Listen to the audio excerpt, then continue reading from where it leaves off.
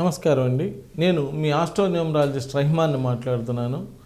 మీకు తెలుసు, నేను ఎంతో కాలంగా అసలు ఈ astrology, numerology, palmistry, graphology, face reading, signature analysis, అలానే మ్యారేజ్ డేట్స్ ఇవన్నీ ఎలా ఉండాలి, ఎలా ఉంటే మీకు బాగా కలిసి వస్తుంది, ఏ నంబర్లు ఉండకూడదు, ఏ నంబర్లు ఉండాలి అనేటువంటి దాని మీద ఎంతో అవగాహన కల్పిస్తూ వస్తున్నాను.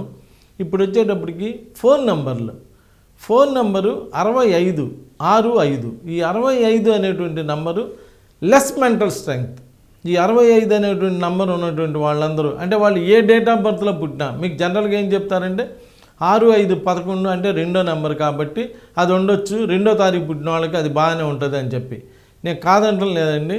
ఏ తారీఖు పుట్టినా కానీ ఈ నెగిటివ్ నెంబర్స్ కొన్ని ఉన్నాయి. ఆ negative numbers less mental strength. వీళ్ళ ఆలోచన విధానం బాగోదు, తక్కువగా ఆలోచిస్తుంటారు, ఏదోలే జరిగిపోతుందిలే చాలే అనుకుంటారు. ఇలా ఉండేటువంటి ఒక నంబర్ అండి ఈ 65వ నెంబరు. లెస్ మెంటల్ స్ట్రెంగ్త్ అవటమే కాకుండా ఇది యాక్సిడెంట్స్ కూడా చేస్తుందండి. 65 అనేటువంటి నంబర్ చాలా ఇబ్బంది పెడుతూ ఉన్నది. కాబట్టి ఈ నంబర్లు ఎక్కువగా వాడటానికి ప్రయత్నం చేయమాకండి. ఒకవేళ కనుక మీకు ఆ నంబరు, మీరు ఇప్పుడే అర్జెంటుగా మీ నంబర్లు తీసుకుని అసలు మీ ఫోన్ నెంబర్ ఏమున్నదో చెక్ చేయండి.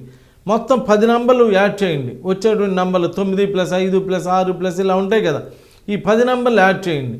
యాడ్ చేసినప్పుడు 65వ నెంబర్ కనుక వస్తే మీరు ఏ డేట్ ఆఫ్ బర్త్లో పుట్టారు ఏంటి అనేటువంటి దాన్ని అంతా కూడా పక్కన పెట్టి మీకు నమ్మకం ఉన్న, మీకు తోచిన ఆస్ట్రోన్యూమరాలజిస్ట్ని అడిగి, ఇలా నాకు 65వ నెంబర్ ఉన్నదండి, మరి దీనివల్ల ఏంటి ప్రాబ్లం అనేది తెలుసుకొని ఆ ప్రాబ్లం సాల్వ్ చేసుకొని మీకు అసలు ఏ నెంబర్ అయితే బాగుంటుంది, ఏ నెంబర్ అయితే మీరు ఫర్దర్గా బాగా డెవలప్ అవడానికి వీటన్నిటికి ఉపయోగపడుతుందో ఆ నెంబర్ తీసుకొని ఆ నెంబర్ యూజ్ చేసుకోవడం వల్ల మీరు లైఫ్లో బాగా ముందుకు వెళ్ళడానికి, బాగా డెవలప్ అవడానికి అన్నిటికీ అవకాశం ఉంటుంది. నమస్కారం.